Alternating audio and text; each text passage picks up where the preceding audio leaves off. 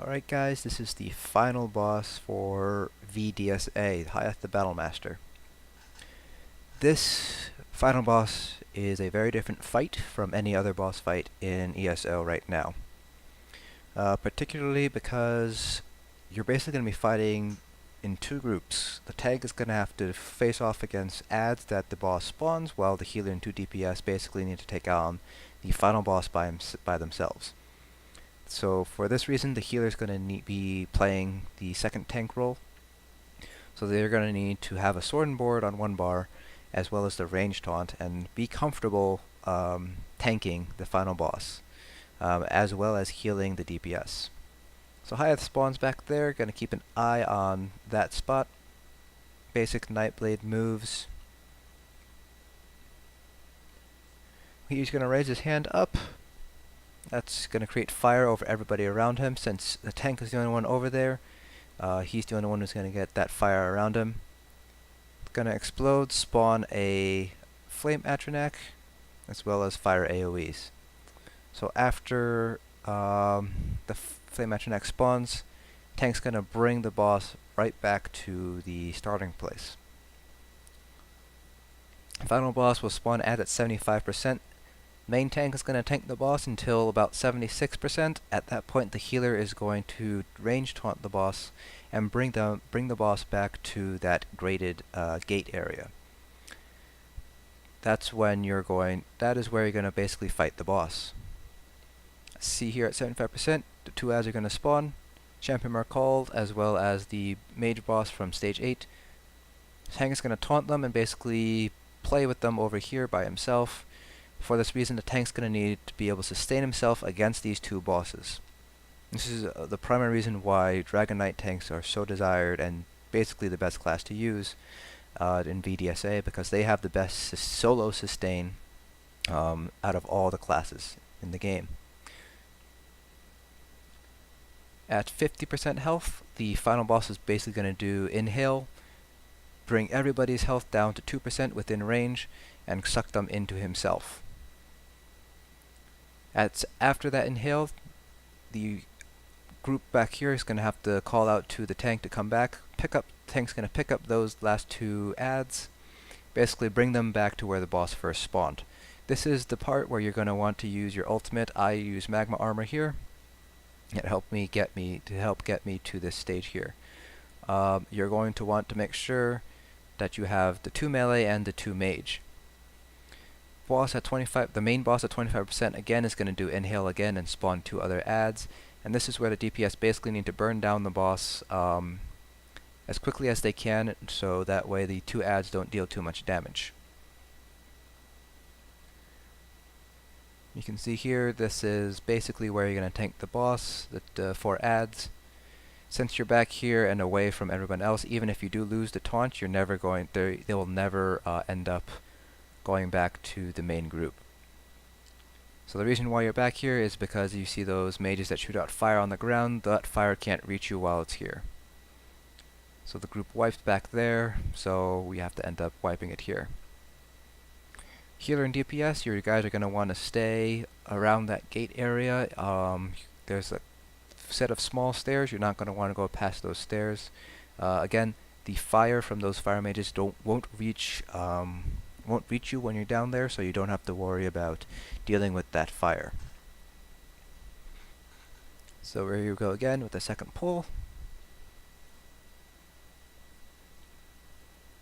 Again, tank's going to play with the final boss here until he raises his hands and creates that fire. Going to bring that fire back to where these guys are. You'll stay.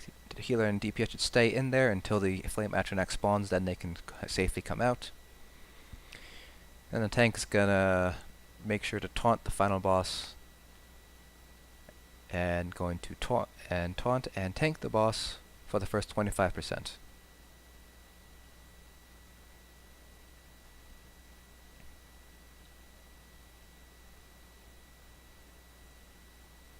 It's during this time you're going to want to build up your ultimate. When the boss hits 75% as the tank, make sure you have fairly full amount of resources. You can see here I'm at almost full. Taunt the 2 adds, run back across the river, use that medium armor skill. That medium armor skill is going to save your life. It basically accounts to, in theory, 15% less damage taken. You can see here I'm heavy attacking to maintain my stamina, as well as using Absorb Magic to maintain my health from the mage's attacks.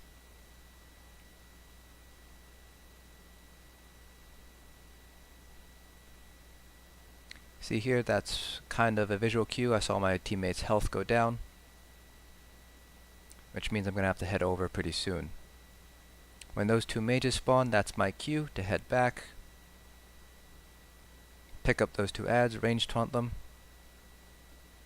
re-taunt the two adds I had before just to make sure that they are with me. On my way back, hit my ultimate, get some resources back.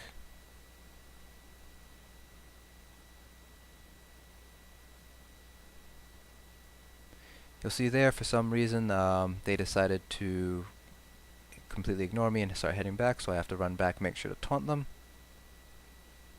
Managed to get them back.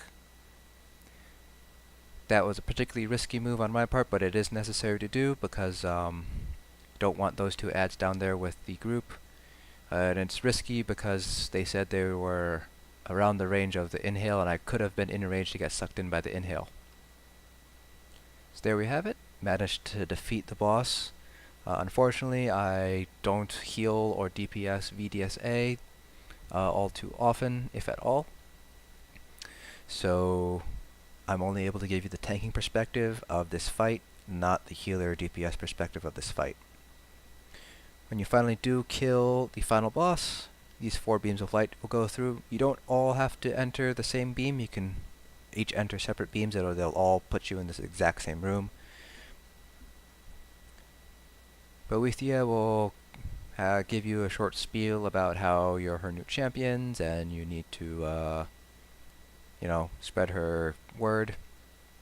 Sometimes it'll glitch out, you'll stay at the bottom. Sometimes flame atronachs will still be spawned there. If you have flame atronachs, make sure to kill them before you step into the light, because you won't be able to respawn if they happen to kill you while you're in that pillar of light. Do not open the chest until all 4 people are in the room. If you open it before everybody's in the room, whoever is not in the room will not be able to loot the chest. So wait until all 4 people are here before you loot the chest. When you loot the chest, you will get a master weapon, a random master weapon, as well as the trophy and bust for DSA if you have not already collected them. Also get some gold and a soul gem. So that's it for vDSA. At some point I will run it through as a healer or DPS and kind of show you the final boss from that perspective, but this is vDSA from the tanking perspective, which is not an easy task to do. So that's it for this guide video. Hope it helps, and I'll see you guys in the next dungeon.